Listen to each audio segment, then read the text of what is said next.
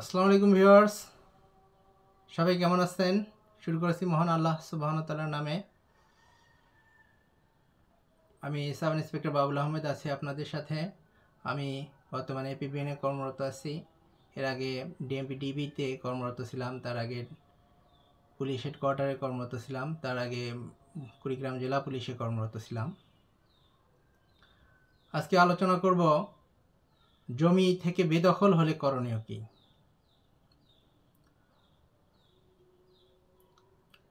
জমি থেকে বেদখল হলে দুটো আইনে আপনি মামলা করতে পারবেন। ফৌজদারি আইনেও মামলা করতে পারবেন, দেওয়ানি আইনেও মামলা করতে পারবেন। প্রথমে দেওয়ানি আইন সম্পর্কে বলবো। 1877 সালের সুনির্দিষ্ট প্রতিকার আইনের 8, 9, 42 এসব ধারায় আপনি মামলা করতে পারবেন। এক্ষেত্রে সুনির্দিষ্ট কিছু নিয়ম কারণ আছে। সময় এক্ষেত্রে একটি ফ্যাক্ট। জমি বেদখল হওয়ার 6 মাসের মধ্যে হলে আপনি 9 ধারায় মামলা করতে পারবেন। আর অনেক সময় যদি অতিবাহিত হয়ে যায়, আপনার পৈতৃক সম্পত্তি থেকে অনেক দিন আগে, ধরেন 10 বছর 11 বছর আগে আপনাকে বেদখল করছে, সেক্ষেত্রে আপনি 12 বছরের মধ্যে সুনির্দিষ্ট প্রতিকার আইনের 8, 42 ধারায় মামলা করতে পারবেন। এক্ষেত্রে 9 ধারার কিছু অসুবিধা আছে, কিছু সুবিধাও আছে, কিছু সুবিধা আছে, কিছু অসুবিধা আছে। তবে 9 ধারার মামলা করার ক্ষেত্রে একটু অসুবিধাই বেশি। অসুবিধাগুলো হচ্ছে, 9 ধারা মামলা একটি দোবারা দোষে দুষ্ট ধারা। দোবারা দোষে দুষ্ট ধারা এর মানে হচ্ছে, ধরেন বিবাদী, আপনি মামলা করলেন, 9 ধারায় মামলা করে আপনি জিতে গেলেন।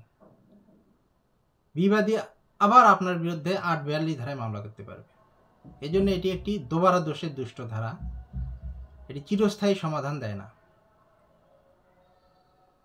এই ধারা, এর বিরুদ্ধে আপিল করা যায় না।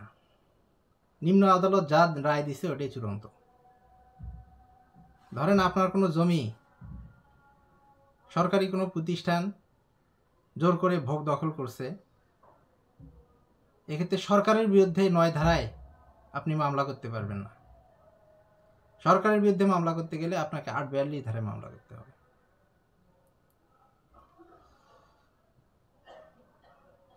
8, 42 ধারার মামলার সুবিধা হচ্ছে, এটা একটা চিরস্থায়ী সমাধান এনে দেয়,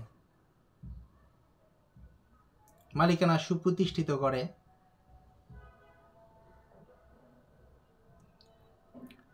আর ধরেন আমি পসেশনে আছি, আমি জমির একটা পসেশনে আছি, কিন্তু অন্যজন এসে দাবি করতেছে যে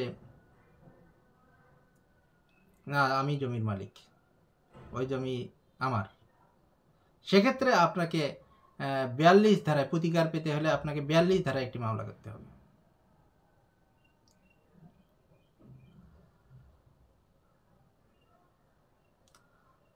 আর কেউ বেদখল করার চেষ্টা করছে, জমি বেদখল করার চেষ্টা করছে, এক্ষেত্রে আপনি ফৌজদারি কার্যবিধি আইনের 144, 145 ধারার বিধান মতে প্রথম শ্রেণীর ম্যাজিস্ট্রেটের আদালতে মামলা করতে পারবেন। তখন প্রথম শ্রেণীর ম্যাজিস্ট্রেট পুলিশের মাধ্যমে একটি তদন্ত করে দখলদার নির্ণয় করবেন, এবং এটা দ্রুত গতিতে এটা হয়ে থাকে ফৌজদারি আইনের 144, 145 ধারা। তবে সুনির্দিষ্ট প্রতিকার আইনের এই 8, 42 ধারা একটা চিরস্থায়ী সমাধান এনে দেয়। সেজন্য মামলার ক্ষেত্রে আমি বলবো যে একটা চিরস্থায়ী সমাধান আনার জন্য আপনি যদি আপনার পৈতৃক সম্পত্তি থেকে কেউ জোরপূর্বক দখল করে, সেক্ষেত্রে আপনি ৮৪২ ধারায় মামলা করবেন। ৮৪২ ধারা এটি চিরস্থায়ী সমাধান। ধন্যবাদ ভিউয়ার্স এই ফলপ্রসূ আলোচনাটি শোনার জন্য।